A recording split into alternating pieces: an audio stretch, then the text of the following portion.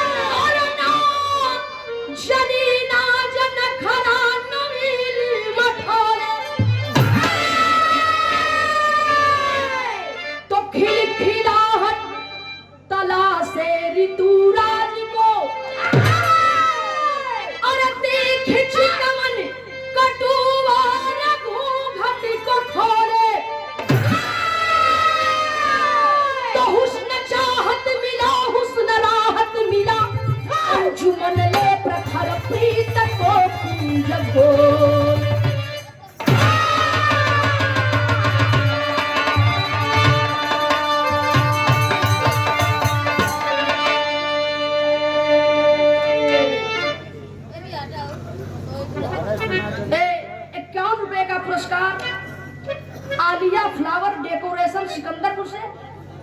अब यह कि नमस्कार प्रणाम सब भैया लोग के प्रेम पर लगी है। गौर करेंगे भूमिका में बहुत ही बेजोड़ बात लिखे। हुस्न चाहत मिला हुस्न राहत मिला, अंजुमन ले प्रखर प्रीत को पुंज भोले। कहा गया है कि कोई भी शब्द यदि बार बार आए, किसी भी लाइन में अगर कोई भी अक्षर कोई भी शब्द बार बार आवला ओके अनुप्रास अलंकार कहल जाला। एक लाइन गजल का नमूना है, कैसे आवा?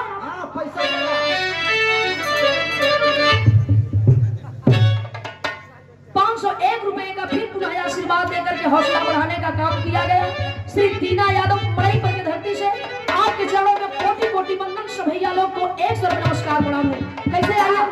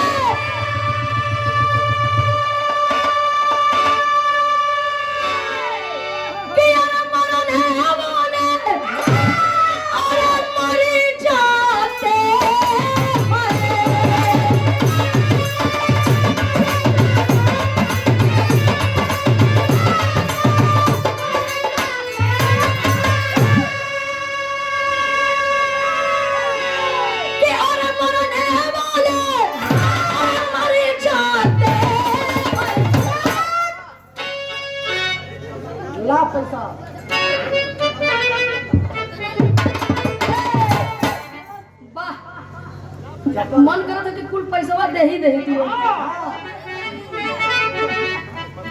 एकदम मन भर दिया। हाँ।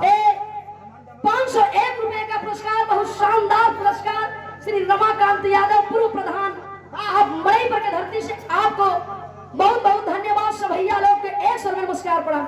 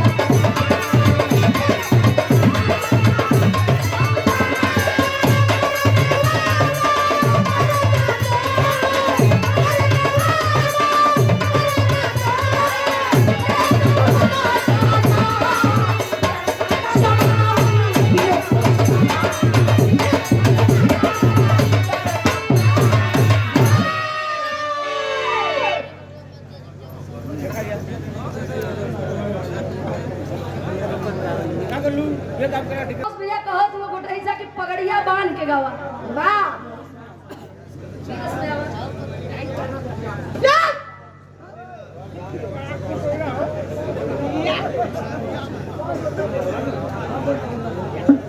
चाय लिया था भैया मंच पर कमेटी के भैया चाय लिया था भैया कमेटी के भैया लोग संतोष भैया तक वो मंच पे चाय दे देता वाह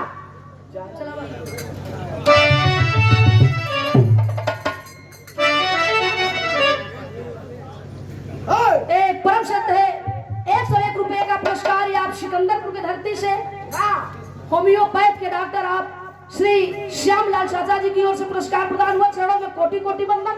लेकिन कहना है 201 रुपए का पुरस्कार वजवा सही बोला था वजिया साहब सुनाते ना आप लोग के हाँ पीछे तक जा था कि नहीं हाँ वजिया के हो समझा तो लोगों को भाषा 201 रुपए का पुरस्कार आप बड़े भैया कमेटी की तरफ से शर्त से चावा पहुंचा दो।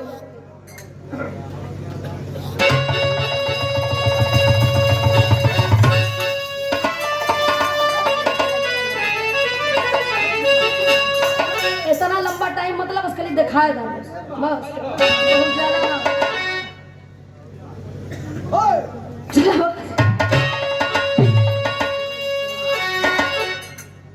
कहना है उन वीरों के नाम पे जो कि इस देश में इस इतिहास में अपने नाम को 16 अक्षरों में दर्ज करा करके गए हैं। कुछ ऐसे वीर पुरुष थे जो इस धरती पे इस धरातल पे अमर हो गए। तो कहना है कैसे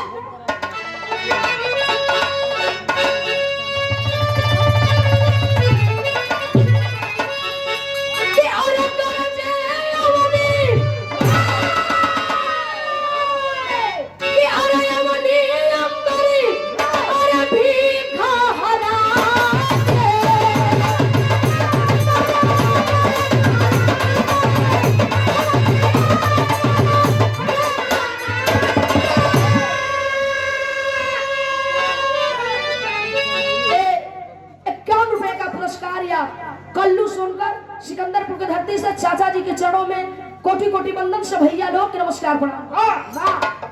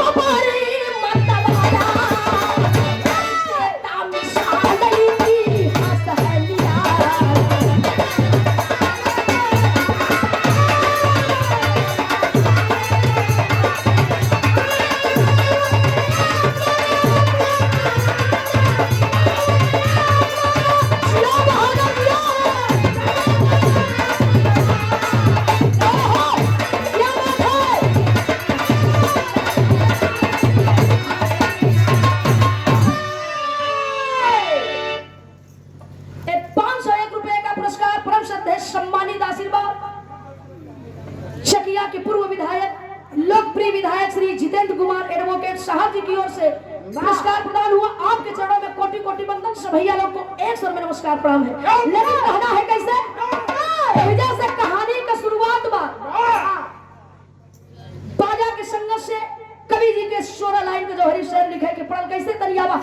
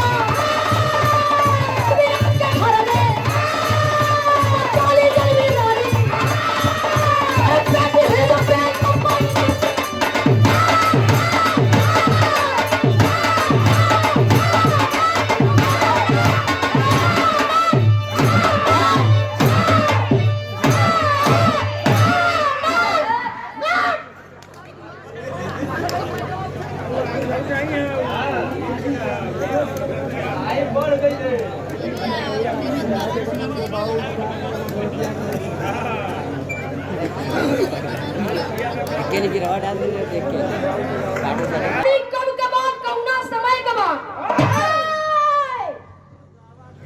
प्रमाण मिला जिस समय महाभारत की लड़ाई कुरुक्षेत्र की लड़ाई समाप्त हुई पांचों भाई पांडव जो कि द्वापर के नाम बताया गया युधिष्ठिर अर्जुन भीम नकुल सहदेव ये पांचों लोग आकर के इस कलयुग में क्या बने युधिष्ठिर आकर के इस कलयुग में आल्हा हुए भीम आकर के उदल हुए अर्जुन ब्रह्मानंद हुए हेलो सहदेव मलखान बने नकुल सुलखा बने पांचों भाई पांडव का पत्नी जिनकर की नाम बतावल जात रहल द्रौपदी जिसको कि पंचाली कहा गया पांचों भाई के पत्नी रहली और करके इस कलयुग में क्या हुई तो वही पंचाली द्वापर की आकर के कलयुग में बेला बनी पृथ्वीराज का बिटिया बेला भैली बेला के जब 16वां बसंत पार गई और समय बतावल गई शादी के बोझ सर पे सवार हो गई राजा सोचने लगे कि बिटिया सयान हो गई कहीं न कहीं इनकर शादी कर देवे की चाहत हो स्वयंवर न रचा करके अपने सेनापति को बुलाते हैं और लिख करके पत्र को दे देते हैं कला की सुन एगो हमार बात हो खूंटे गठिया ले कान खोल कर ध्यान से सुन ले हर जगह जाना हर राज्य में जाना लेकिन महोबा नहीं जाना है ये बात के जमुना समय सुनलस बाबू सेनापति कलश जी हुजूर राजा साहब यहाँ पे को दोहाई हो जैसन आपका आदेश वैसा पालन करो लेके पाती के चलन हुए और जब पाती के लेके चलन तो बड़ी सुंदर नीमन गीत लगल कैसे आवा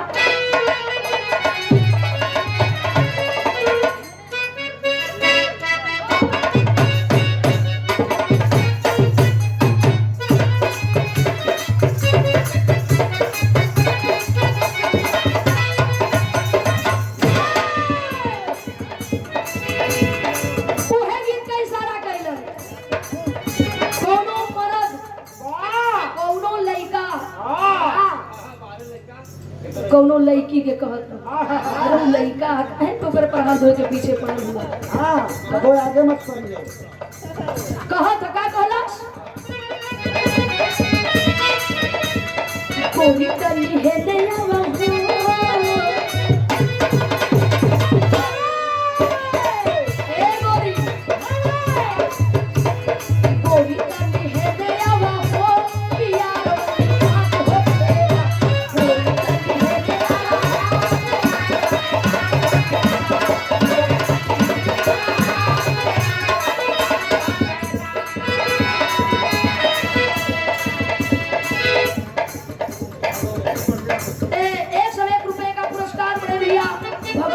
भगवती प्रजापति पैरी के धरती से भैया नमस्कार प्रणाम से भैया लोग के प्रेम को लगी सब लड़की या कहलस कलस है हो सुना हम बतावत थी अब ही तो दिन हो कहे इतना उलझा तू क्या कहला कहे ऊंचाई बड़ा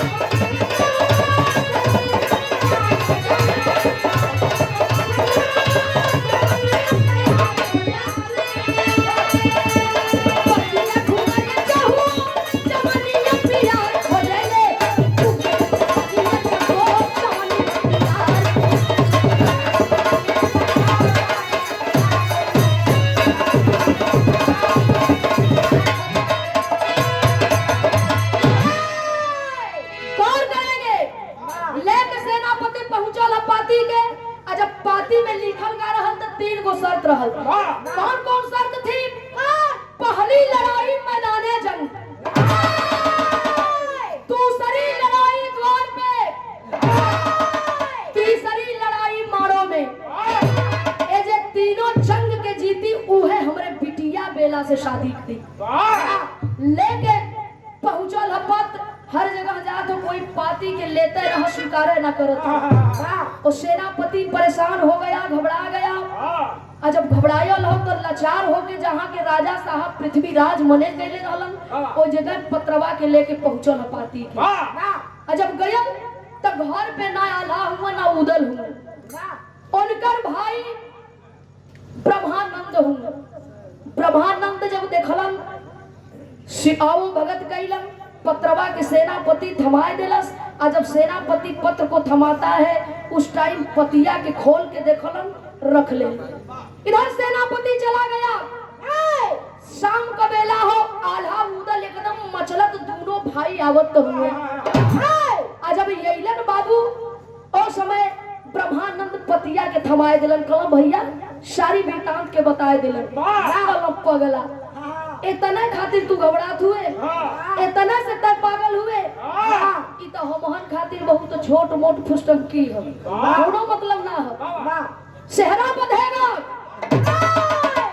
कि भ्रमणत धामन पाती लेकर, अरे भ्रमणत धामन पाती लेकर महोबे मझार में आए हैं। और के चचेरा भाई ब्रह्मानंद के हाथ माथे तिलक लगाए हैं। आल्हा उदल मलखा सुनखा, आल्हा उदल मलखा सुनखा रोधा में नार हुआ। ब्रह्मानंद को तेरा वास्ता ही क्या दिया?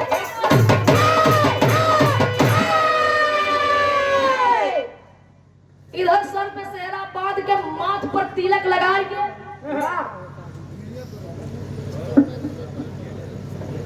कौन करेंगे? आप फिर पुनः एक पुरस्कार 501 रुपए का श्री रमाकांत यादव पूर्व प्रधान मड़ई पर से आपके चलो बहुत बहुत धन्यवाद। सब भैया लोग के नमस्कार प्रणाम। लेकिन कहना हो जैसे बिरहा शैली में भाव मिला, कैसे आइए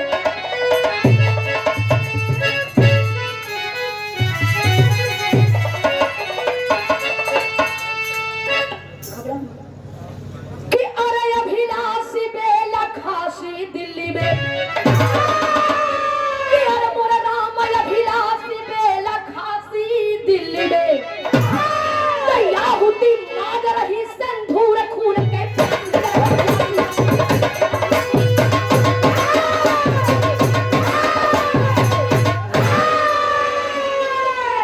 अभिलाषी बेला खासी दिल्ली में। आहुति मांग रही सिंदूर खून की प्यासी, अभिलाषी बेला खासी दिल्ली में।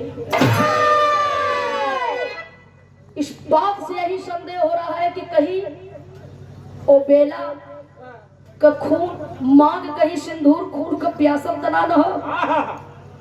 पहले अक्सर होख आजो होत, लेकिन आज ओकर रूप रेखा बदल गई हो।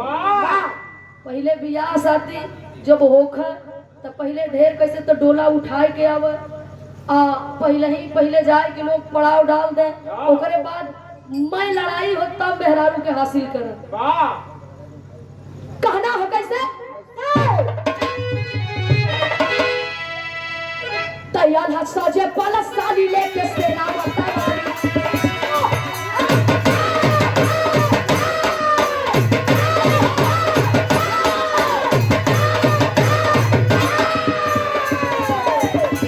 साजे पाला साली लेके सेना बतावाली।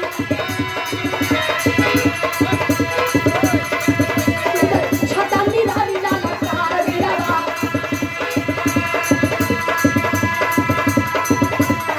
लखा जमान सीना कार वीरा।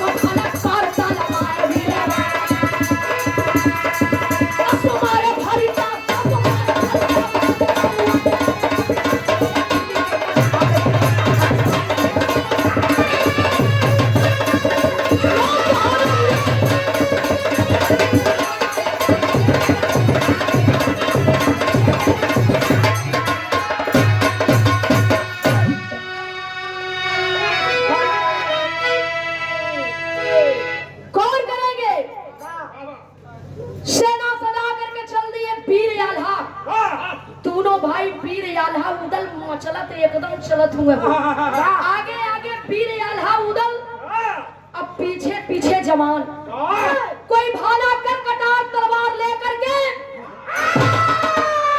कोई हाथी पे सवार, कोई घोड़ा पे घुड़सवारी करके चलल हुए।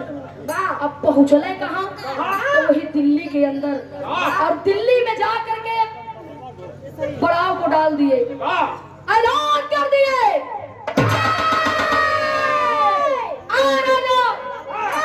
यदि मेरी आवाज को आप सुनते हैं तो आकर के मुझसे मुकाबला करिए, मेरा चुनौती स्वीकार करो।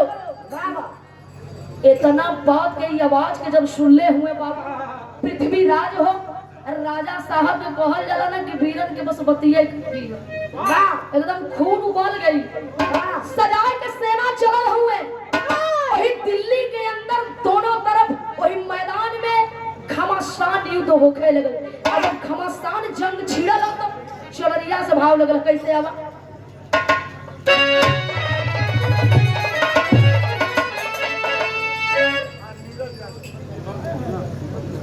एक 201 रुपए का पुरस्कार या श्री दयाराम यादव चाचा जी के छोटा बेटा मनीष यादव,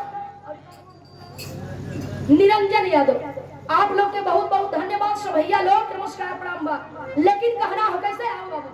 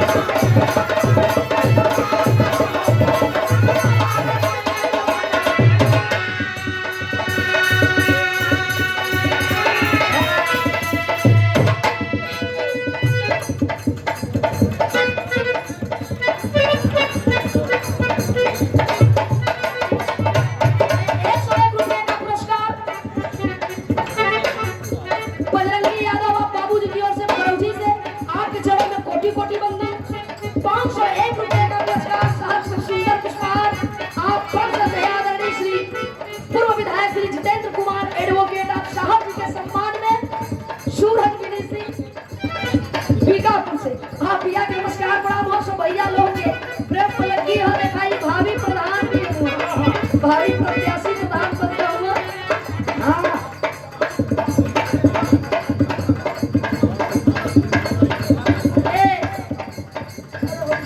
तो 101 रुपए का पुरस्कार या नहीं हो नौडिहा के धरती से आप बाबूजी की ओर से चरणों में कोटि कोटि बंदन से भैया लोग के नमस्कार प्रणाम। 501 रुपए का पुरस्कार या मड़ई पर की धरती से श्री रमाकांत यादव पूर्व प्रधान या जी की ओर से पुरस्कार प्रदान नमस्कार प्रणाम से भैया लोग के प्रेम पर लगी हो। कहना हो कैसे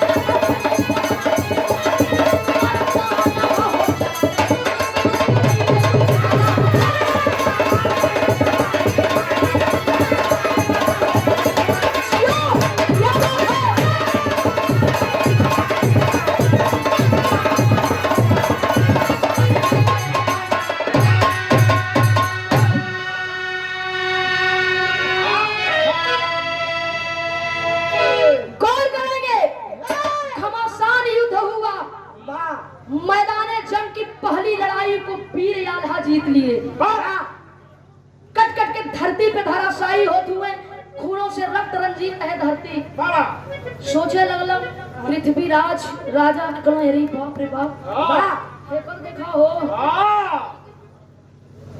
तो बड़ी हमारे नगर में हमारे राज्य में हमारे गांव में आई के हेकर देखा हो इतना बड़ा बड़ा के बात बोलत हो ऐसा ना हो कि अब वही दावा करत थी ऐसा होखे ना दे मारब ना ठेव ना 9 बीघा निहुरला जीवा कलवा की सुपवा तो सुपवा चवनिया बोला जगरे 72 छेद अरे यार तनी अपने वाली देखो के कहता नीक लगे गौर करेंगे पहुंचल हुआ राजा पृथ्वीराज दरवाजे पर द्वार की दूसरी जंग के लिए आया आवाज तो आज लगी जाई आप तोरे में दम हो कि हमारे में दम हो इतना ताकत हो पता चल गई हम इनके ना कहते हम देखा तो क्या ना कहती काय तो बड़ी नहीं तो सच्चाई है उनके का नाचल का बोला ऐसा कोनो बात ना है हम उनके ना कहते पृथ्वीराज वीर आल्हा वीर उदल के कहत रहलन कहना हो कैसे कि पहली समर जीत आल्हा अरे पहली लड़ाई समर जीत आल्हा निज आगे कदम को डारे हैं अरे दूसरी लड़ाई दुआरे पर तो पृथ्वीराज को ललकारे हैं मुंह छयाठ पृथ्वीराज बोले अरे मुंह छयाठ पृथ्वीराज बोले क्यों झूठा नाल बढ़ाते हो महवे को लौट जाओ क्यों झूठा जान गवाते हो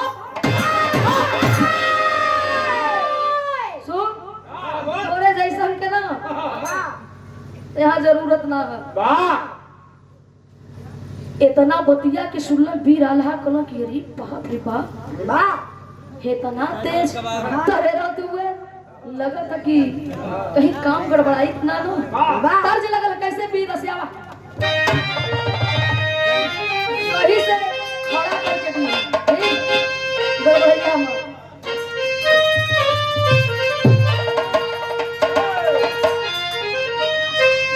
अब उसरे आगे बजैया मुझे सारा कह देला काफी है नहीं बिगाड़ दे भाग जानत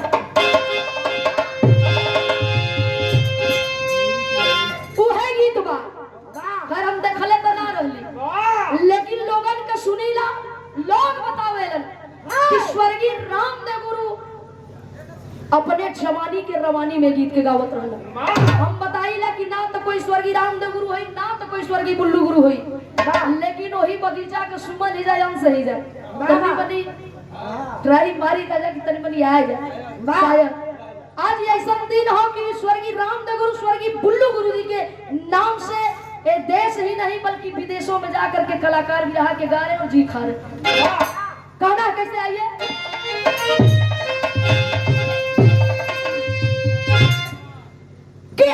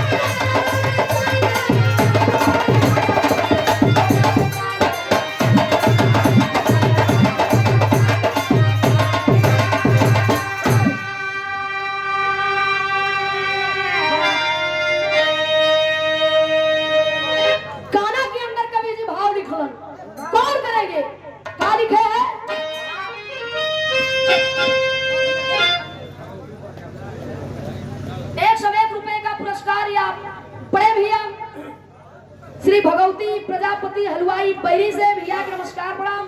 सब भैया लोग के प्रेम पोलक्की हम लोग के बीच में देखिए चकिया से चल करके आ रहे हैं अभी बड़े भैया समाजवादी पार्टी पार्टी के आप विधानसभा शकिया के आप सचिव और लोहिया वाहिनी के आप प्रदेश सचिव हैं बड़े भैया श्री मुश्ताक अहमद जी, और हम लोग के बीच में आप पूर्व सभासद चकिया से जैनुल बिया भी हैं।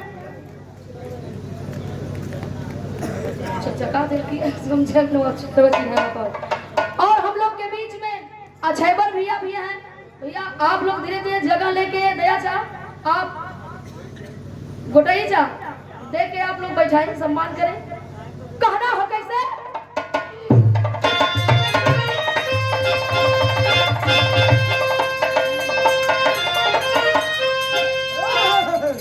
कि बतिया के सुनिया लो अरे बोलो जवाना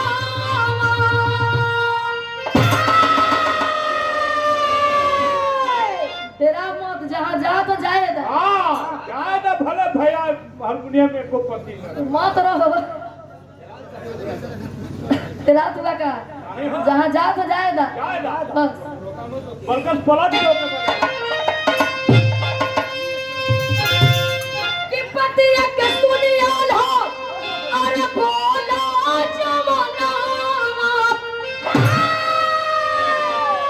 अरे मोछा नहीं फूलवाना रे तोरा देख हमारी आंसू हमारी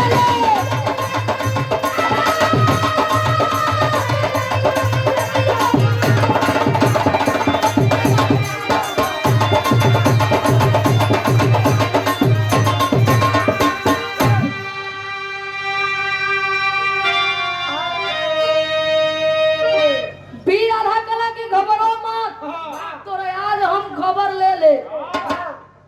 इतना ज्यादा फौका मत कूदा मत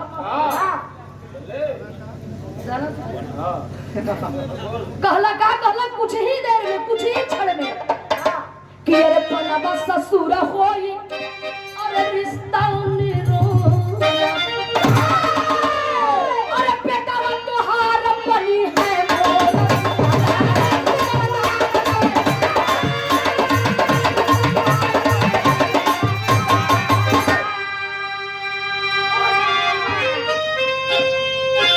कि बिटिया का तोहरे विजय भैया को तरी में उनको हम सुन ले गई।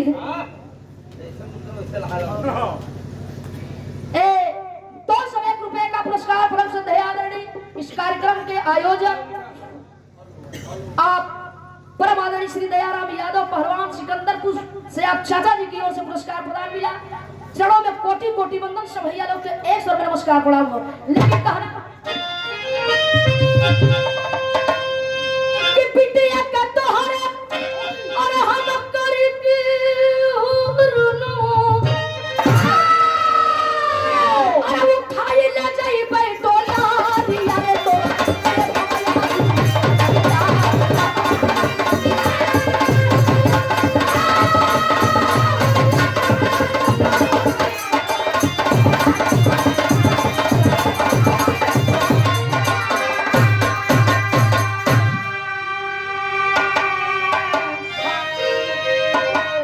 करा कि तोरा बिटिया के डोला ले जाई हम तने कहे में तू हमार ससुर बन में तोर बेटवा हमार सार बनी।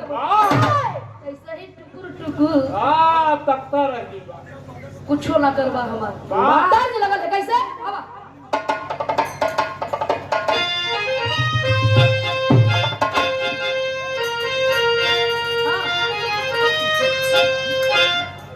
कि अरसा समाने तनमा हई कि अरसा समाने तनमा हई अरे नदिया मार तनमा हई हो हई हो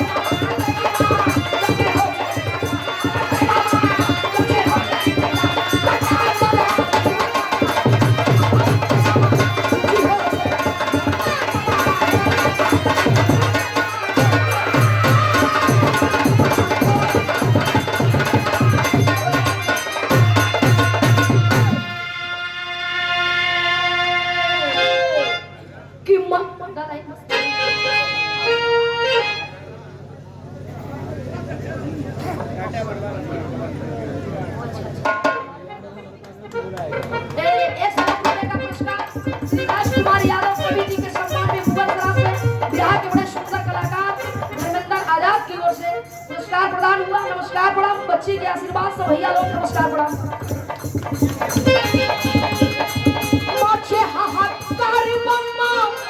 अरे बोला छूट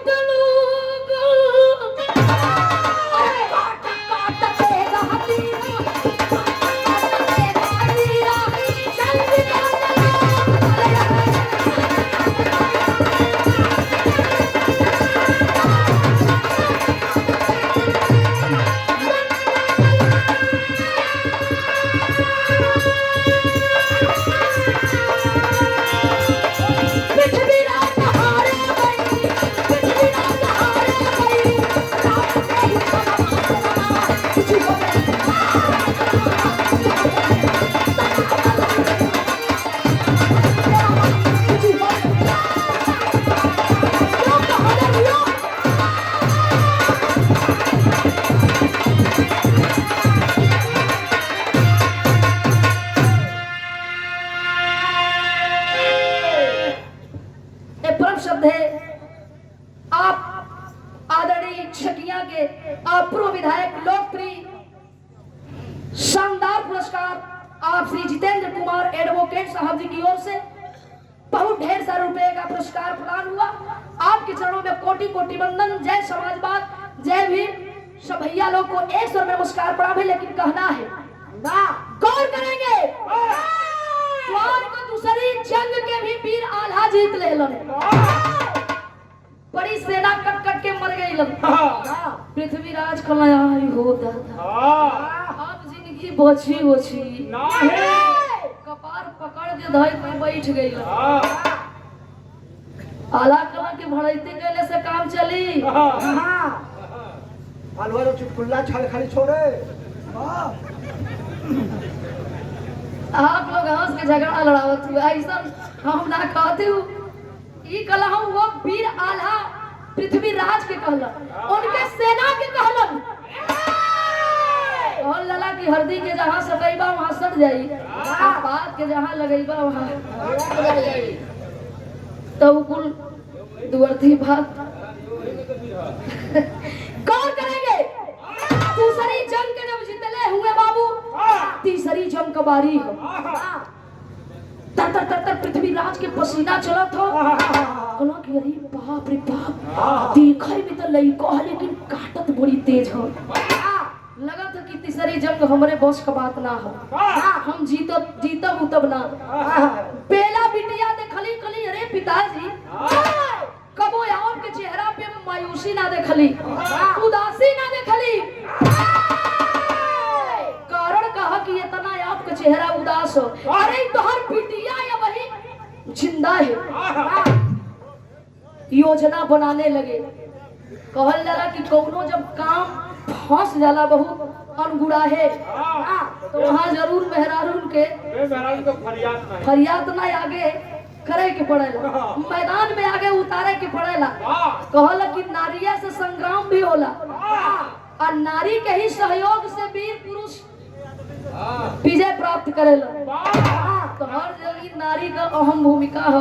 आज के भी डेट में आप लोग चाहे राजनीति के पहलू में देख लीजिए, चाहे कलाकारी में देख लीजिए, चाहे और कहीं देख लीजिए, निगाह उठा करके कहा नहीं है हम लोग की बहन बेटी नारी सब नारी यार। नारी मतलब मेहरारू ढेर उपजिए हमके चलावा आगे बढ़ा। हाँ वो स्त्री औरत समझ कपड़ा को मारे पगलेट नीच का जंगली है। गौर करेंगे वीर आल्हा के सामने पहुंचल है बेला योजना बनाए के। वीर आल्हा बड़ी बड़बड़ वीरन के देखली हम। मर्द बनत हुआ बड़ी अपने आप के मर्द न बनत हुआ। मैं कबे के पांव चढ़ावत हुआ, एकदम सीना एकदम उतान कैले हुआ। तो तनी एगो हमरे बात के हमरे प्रश्न के उत्तर देना, हमरे सवाल का जवाब दे देबा, उ काम कह देबा तो तोहके एकदम वीरे पुरुष तरह। कलन के कौन बात है कल रे जा हम मेहरारू के मुंहे ना लगी। वीर पुरुष कभी औरतन के सामने औरतन से लड़ाई ना करल है, उनकर सामने उनसे मुंहे लगल। ना हम ऐसे मनबे ना कर। कल तब कहा कहल का चाहत हूँ कलश की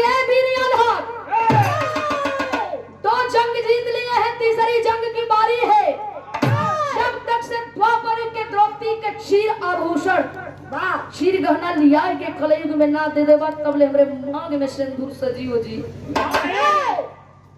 इतना बात की जमुना में समर सुल्लन बाबू तर पसीना चलत हो जाय के एक कोठरी में मन मलिन चेहरा कई के उदास कई के सोचत माई भगवती आदि शक्ति के याद कैलन कला माई कहाँ हो माई बड़ी देर कैलू ई तोहर बेटवा के आज तोहर जरूरत है माई आवत ना है तो भैल का पहपट स्वभाव मिलल बा।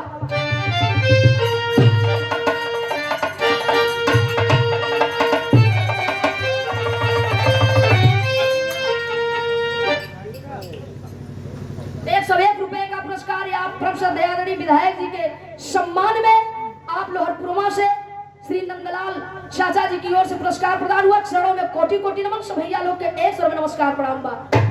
लेकिन कहना हो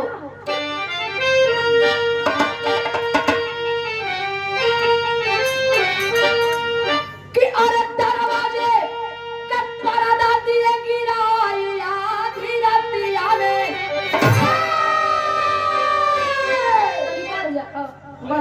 बढ़ जा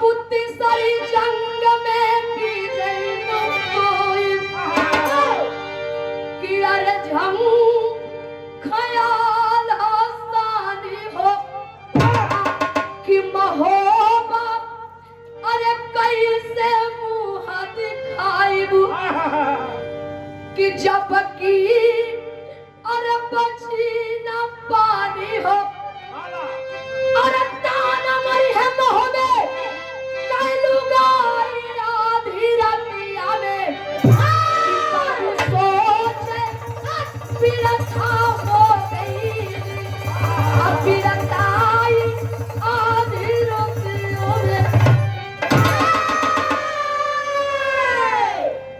आहे बाबू पीर आल्हा सोचत हूँ रोवत हूँ कलम आई हमारे बिरताई पर लानत हो माई धिक्कार हो तोरे इतना दिन से पूजा कैली माई अपने जान के रुधिर का खून देली माई पियवली तो के सदा या जीवन पूजली रे माई तू है कहाँ बेटवा तोरा सहाय लाचार हो यदि तीसरी जंग में विजय ना पाई तो महुआ के मर्द मेहरारू नर नारी सब लोग हमके थाना मारी अब दुश्वार हो जाई माई तो वो ना दिन हो प्रमाण मिला निकाल करके प्यार से तलवार तुरंत कर दनिया के बाबू अलखाए दिया धरती पे एक तरफ धर पड़ा है दूसरी तरफ सर पड़ा है कटा हुआ गर्दन। बबलू इराकी भैया कहाँ जाते हैं यार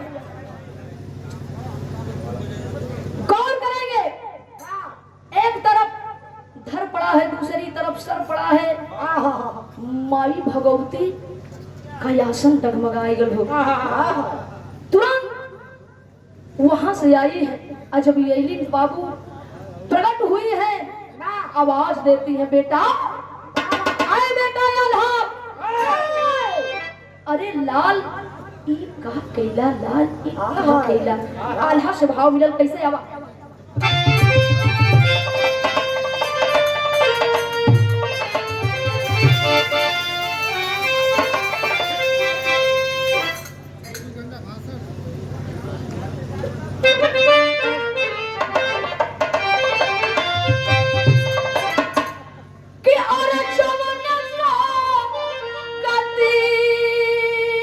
से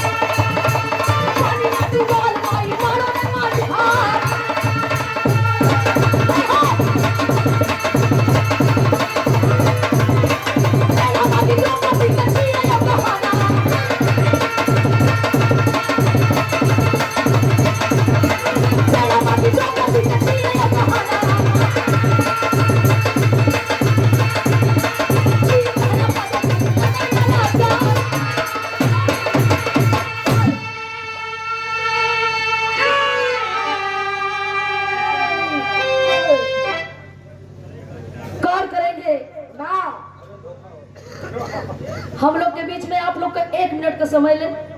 हम लोग के बीच में आए हुए परम सम्मानित आप अतिथि के रूप में नेता बनाए आप श्री धर्मचंद रवि कवि जी हम लोग के बीच में मंच पर बैठे हैं, जिनकी गीतों को मैं भी गंगा चैनल पे गा करके बहुत नाम हुआ, बहुत वो मुकाम हासिल की। आप लोगों के आशीर्वाद से आप खड़े हो जाए, मैं आपका सम्मान करना चाहती हूँ।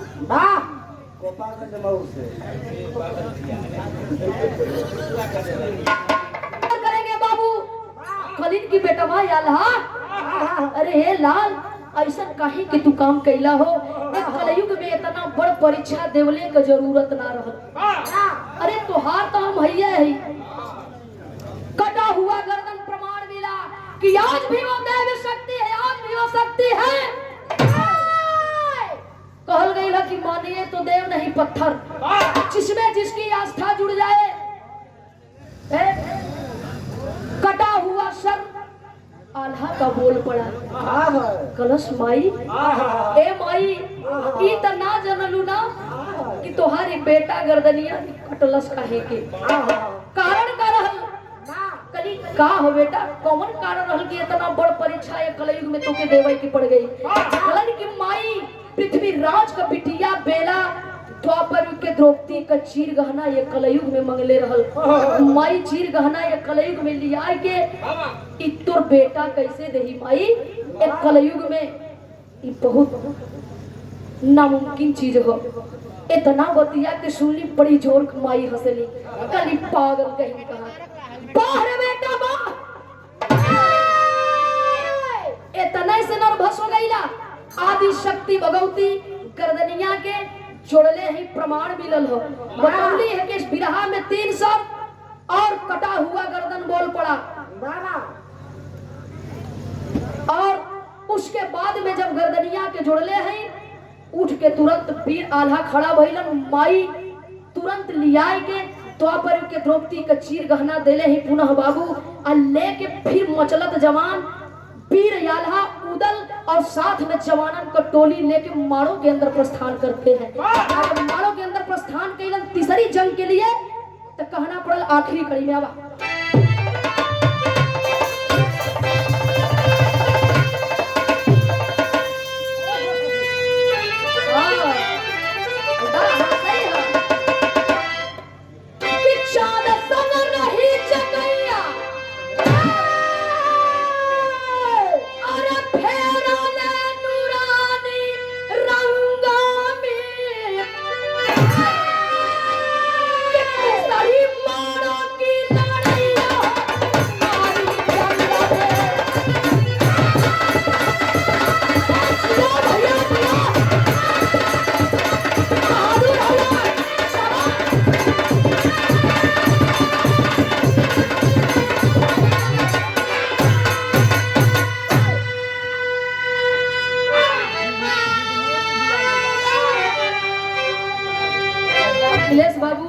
कवि जी की ओर से ला गलत एकर इस्तेमाल मत करिए, बढ़िया से कहिना।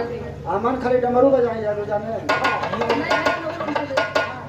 ए ना जाने का करेजा ढेर के साथ पहले गाल होता तो दही लबा कर जाने कि तोप बम गोला वीर से तीर विकट संकाए कट चले तलवार से बहुत ही मोर गिरोए पिछाए आल्हा उदल भैया हो जंग में मचा तहलका मारो अंदर अरे खून की धार बहा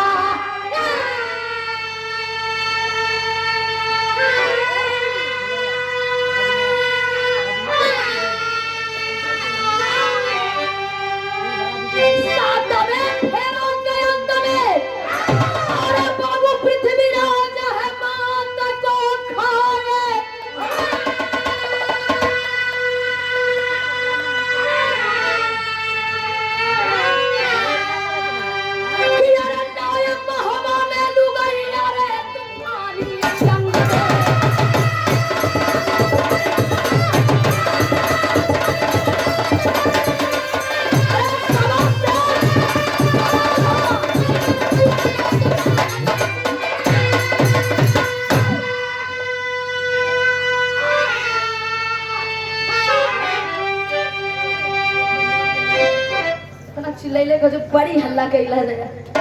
101 रुपए का पुरस्कार चंदन यादव बीडीसी सिकंदरपुर दया चाचा के आप बड़े सुपुत्र भैया के बहुत बहुत धन्यवाद। सब भैया लोग के नमस्कार प्रणाम बा।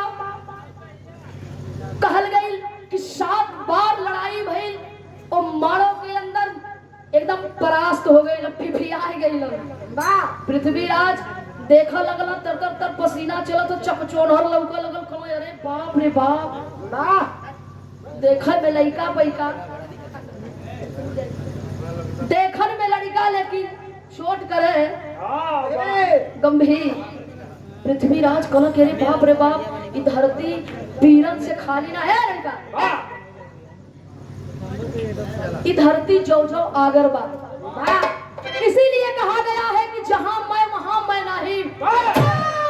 प्रकांड विद्वान रावण जे कि सपना में का सचो को स्वर्ग में सीढ़ी बनावे के ख्वाब देखत रह, भूत भविष्य वर्तमान कुल जानत रहल, लेकिन उनकर मैं ना चलल त आप हम तो एक आम इंसान है जा। इस धरती पे जो गुरूर किया उसका चकनाचूर हुआ। कौन करेंगे?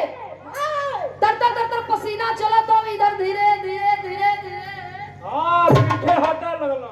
एने ओने का रास्ता देख के कहा कि भागी केने से। और जब वही रास्ता पकड़ के भागल चहल तब ले तौड़ाई के वीर आला कला कहो हमार ही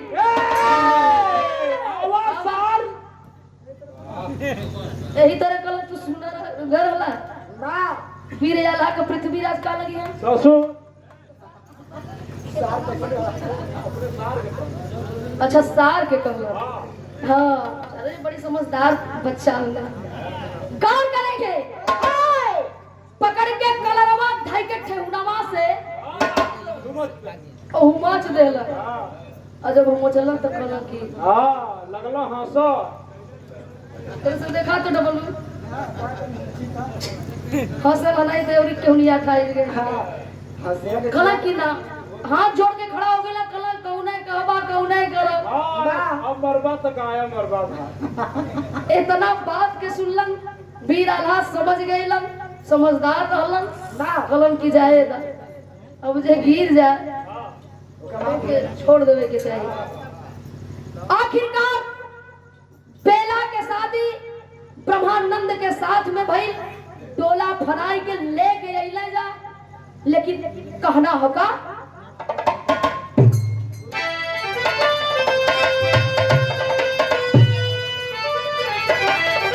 और यार कवि जी पूरे पार्टी को 100 रुपया दे करके हमारे सम्मान किया। आपके चरणों में कोटि कोटि नमन। सभैया लोग नमस्कार प्रणाम। कैसे गुरु बिहारी गुरुपत्तु, गुरु बिहारी गुरुपत्तु, अरे महोबा के ज्वार